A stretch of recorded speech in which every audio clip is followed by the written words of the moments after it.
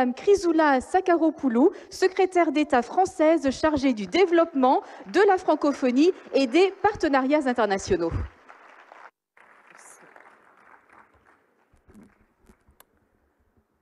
Monsieur le Président de la République du Sénégal, Macky Sall, Monsieur le chef d'État, Mesdames et Messieurs, membres du gouvernement, Mesdames et Messieurs les ministres et représentants d'organisations internationales, chers collègues, Mesdames et Messieurs, c'est un plaisir de vous retrouver pour cette 8e édition au Forum de Dakar que la France est fière de soutenir depuis sa création.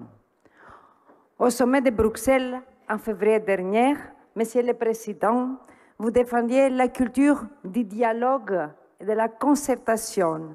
C'est tout le sens de ce forum. Aujourd'hui, nous avons plus que jamais besoin de ce dialogue et de cette concertation. Nous sommes en effet à un moment de l'histoire où les risques de division, voire de fragmentation du monde, est au plus haut depuis la fin de la guerre froide. Nos deux continents font face à des défis sans précédent. Sur le continent africain, nous affrontons de multiples crises sécuritaires qui appellent des réponses fortes et collectives. Et pour nous, et Européens, l'agression qui mène la Russie sur l'intégrité territoriale de l'Ukraine représente une menace existentielle pour la stabilité et l'intégrité de notre continent. Cette agression a brutalement remis en cause les acquis de plus de 70 ans de paix sur le continent. Tous les Européens le vivent ainsi. C'est pour cette raison que nous exprimons aujourd'hui une attente de solidarité à l'égard de l'Afrique.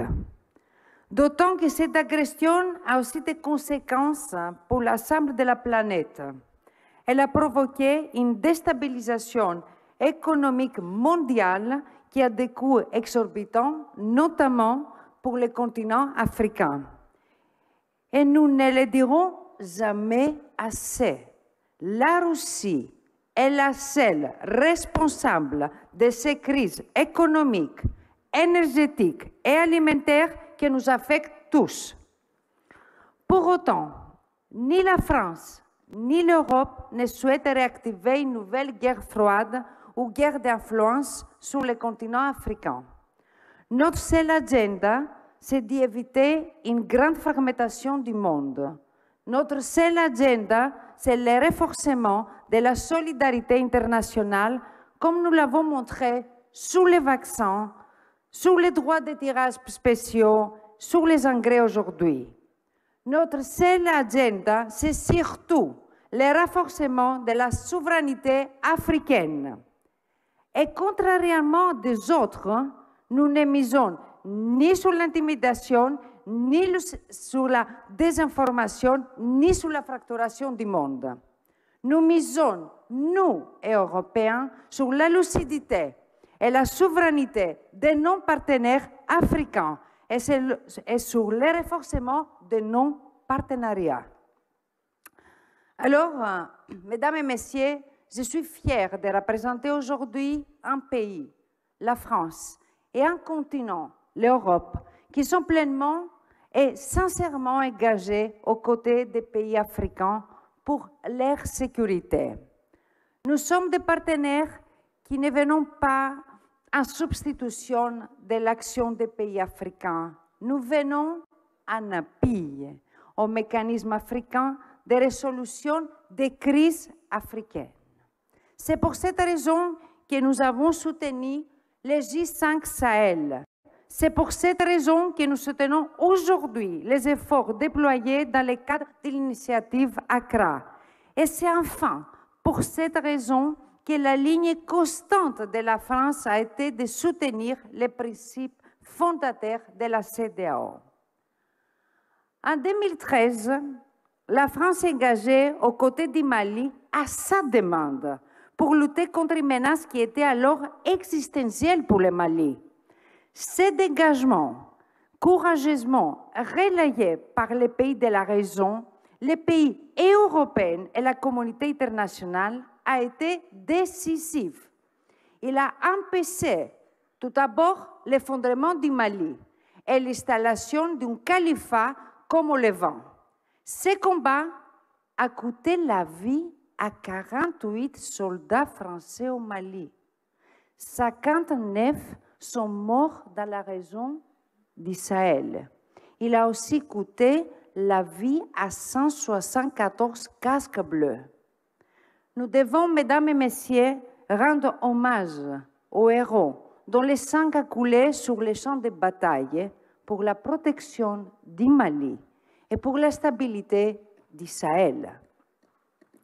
Face à des autorités maliennes qui ont décidé de privilégier leur propre survie politique au détriment de la lutte contre le terrorisme, les conditions politiques n'étaient plus réunies pour que la France continue de travailler aux côtés des forces armées maliennes. La force Barkhane s'est donc retirée du Mali à bon ordre et en coordination avec ses partenaires et les forces armées maliennes. Face à une menace terroriste qui reste forte et qui cherche à s'attendre vers le sud et vers les pays du Golfe de Guinée, nous restons pleinement engagés.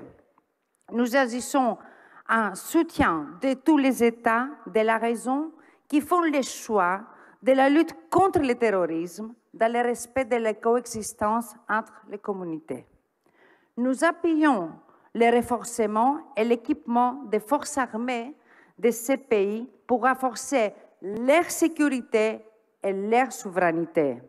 C'est pour cela que la France soutient l'Académie internationale de lutte contre le terrorisme avec la Côte d'Ivoire et de nombreux partenaires européens et africains. Cette académie forme le cadre africain de la lutte antiterroriste. Nous accompagnons aussi les États dans leur politique de réinvestissement des zones fragiles pour permettre le retour de la sécurité des services publics de base et de développement économique de ces régions parfois marginalisées. Mais notre partenariat euro-africain va au-delà de la sécurité. Il vise à construire un axe de solidarité entre deux souverainetés et des partenaires égaux.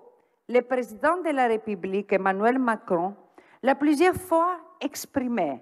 Nous devons agir sur tous les spectres, de la sécurité à la santé, en passant par l'environnement, l'agriculture, mais aussi l'éducation et la culture.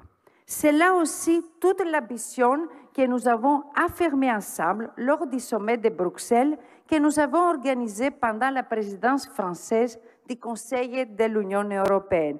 Et je tiens encore une fois, Monsieur le Président, à saluer aussi l'engagement de la présidence sénégalaise de l'Union africaine.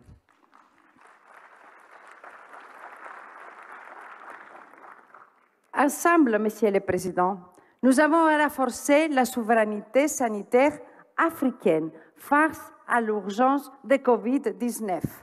C'est avec l'Union européenne qui était le premier partenaire pour lancer la production de vaccins sur le continent africain. Et je suis vraiment très fière parce que ce soir, je vais visiter l'Institut Pasteur de Dakar qui est aujourd'hui à la pointe de cette production en Afrique et pour l'Afrique.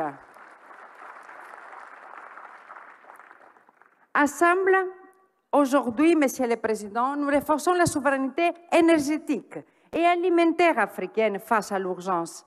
C'est tout le sens de l'initiative lancée par le Président de la République pour permettre au continent africain d'y accéder aux engrais qui font aujourd'hui défaut, mais aussi pour permettre demain, comme nous l'avons fait pour les vaccins, au continent africain de produire ce qu'il consomme sur son propre territoire.